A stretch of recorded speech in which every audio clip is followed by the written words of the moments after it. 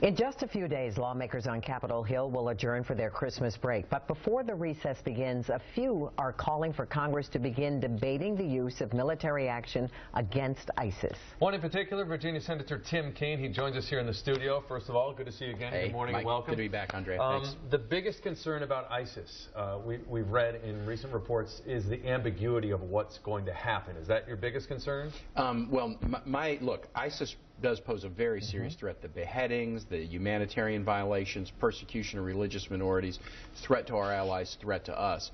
What I'm concerned about is the president began a war on ISIL, that's the administration's words, on the 8th of August, and Congress has still not debated and voted upon whether we should be in this war.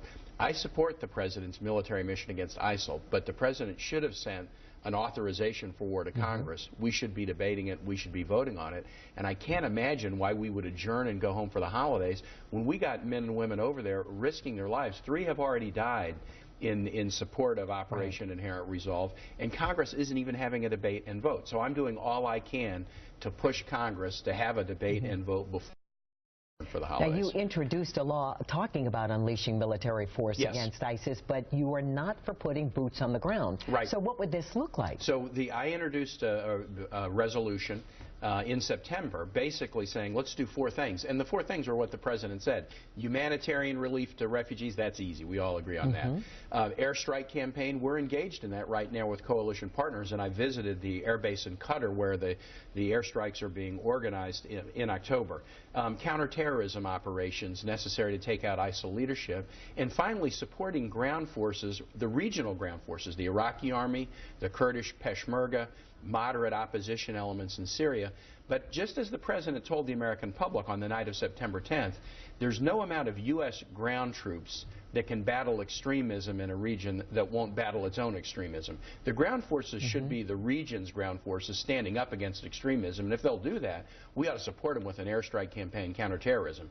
But U.S. ground troops are not going to beat extremism in a region that won't police itself. Now, some Republican leadership, including Speaker Boehner, says, look, we need boots on the ground. Airstrikes aren't going to be enough.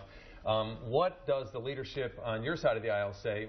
Senator Reid, is he saying, look, we're just going to hold off until the Republicans take over in January before we do anything? Why is this at an impasse? Well, I'm not 100% sure. I don't know why the White House hasn't sent an authorization forward. When a president says we're going to war in the past, that always means sending an authorization to Congress. And I fault the White House for not doing that.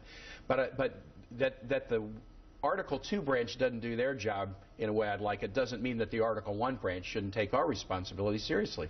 The Constitution says it's up to Congress to declare war. You can't be in a war without a declaration of Congress.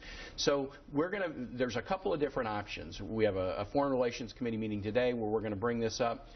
We could forward to the floor an authorization. We could attach an authorization to another piece of legislation.